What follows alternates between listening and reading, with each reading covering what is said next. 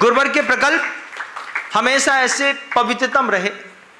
आदमी को समझने में वक्त लगा, गुरुवर ने तो हर काम समझ के किया। आचार्य जी ने हर काम समझ के किया। यही दिल्ली जहाँ पर मैं अब आ गया हूँ, इस दिल्ली की तिहाड़ जेल का वह ऐतिहासिक दस्तावेज तय हुआ जब गुरुवर ने कहा कि तिहाड़ जेल में हथकरघा खुलेगा। लोग बोल रहे थे कहाँ मध्य प्रदेश में रहने वाले दिल्ली तिहाड़ जेल में हथकरघा खुलवा रहे हैं। जिसको देखा नहीं है, जिसको जाना नहीं है, जिसको कभी जाना नहीं है, वहाँ के प्रति दया दिखा रहे हैं।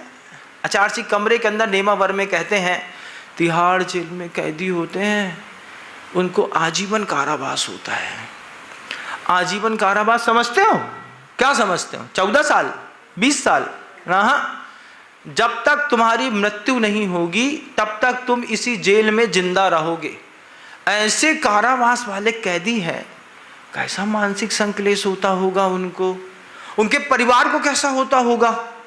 तो फिर क्या हथकरघा खोल दो, वो वहाँ पे हथकरघा चला के मेहनत करेगा, उसकी मेहनत से जितना निकलेगा, साड़ी बनाएगा, टॉवल बनाएगा, दरी बनाएगा, नैपकिन बनाएगा, कपड़ा बनाएगा, जो भी बनाएगा, उससे उसका जो पारिश्रमिक होगा उस पारिश्रमिक को अपन उसके परिवार वालों को देंगे।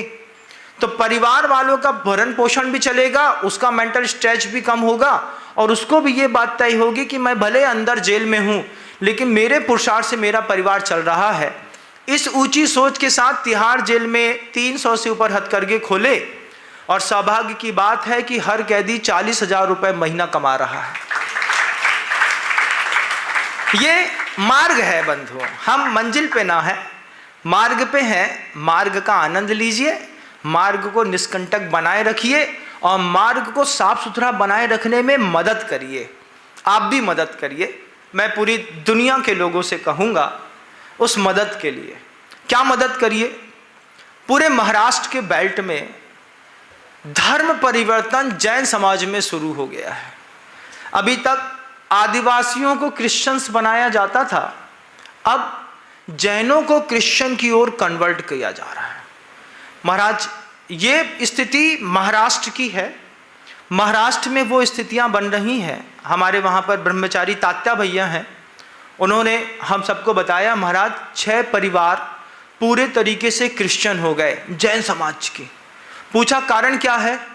बोले जैन कुल में पैदा हुआ, इतना गरीब है, ऊपर छत नहीं है, दीवार में छपाई करने के लिए पैसा नहीं है, 3 बर्तन है उसी में दाल चावल सब्जी सब बनाई जाती है, जलाने के लिए ईंधन नहीं है, 150-200 रुपए का पारिश्रमिक लेकर के दूसरे के खेत में गन्ने की कटाई कर रहा है और महावीर का वंशज है।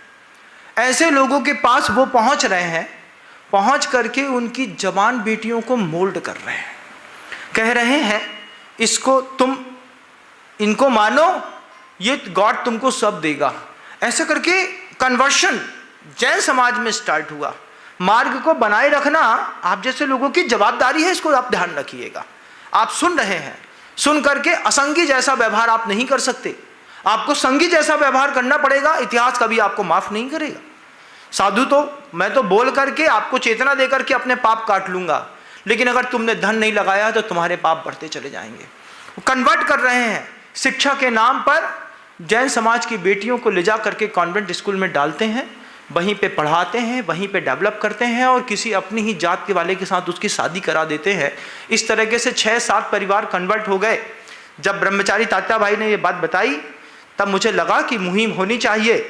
गुरुदेव से कहा, गुरुदेव ने कहा प्रतिभा स्थली ज्ञानोदय विद्यापीठ तैयार करी है, इसकी जवाबदारी है कि महाराष्ट्र में इस तरीके से परिवर्तित होने वाली बच्चियों को वहाँ से लेकर के आए, आकर के अपने विद्यालय पे स्थापित करें, यहीं पे उनका लालन पालन करें, यहीं पे शिक्षा दें और इसी मंच के माध्यम से अगर वो ब्रह्मचारिणी बनना चाहती है तो उसका संघ में प्रवेश करा दें, वो विवाह करना चाहती है तो प्रतिभा स्थली ज्ञानोदय विद्यापीठ के माध्यम से उसका विवाह करा करके जैन समाज में उसका निर्वाह करा दें। लेकिन परिवर्तन को रोकें। ये परिवर्तन को रोकना हमारी जवाबदारी है। आज प्रतिभा स्थली सिर्फ शिक्षा का केंद्र नहीं रह गया बंधु, आज प्रतिभा स्थली एक ऐसी जवाबदारी हो गई है, एक ऐसी जवाबदार संस्था है वह प्रतिभा स्थली। अगर आप वहां पर अपनी बच्ची अनाथ छोड़ जाएंगे तो वो 12वीं तक पढ़ाने के बाद उसको क्लैट का एग्ज़ाम दिला करके, जज बना करके, उसको PMT फाइट करा करके, JIEEE फाइट करा करके, IITN बना करके उसको व्यवस्थित परिवार तक सौंपने के लिए संकल्पबद्ध बहुत सारी ब्रह्मचारियों का एक ऐसा जबरदस्त समूह तैयार है।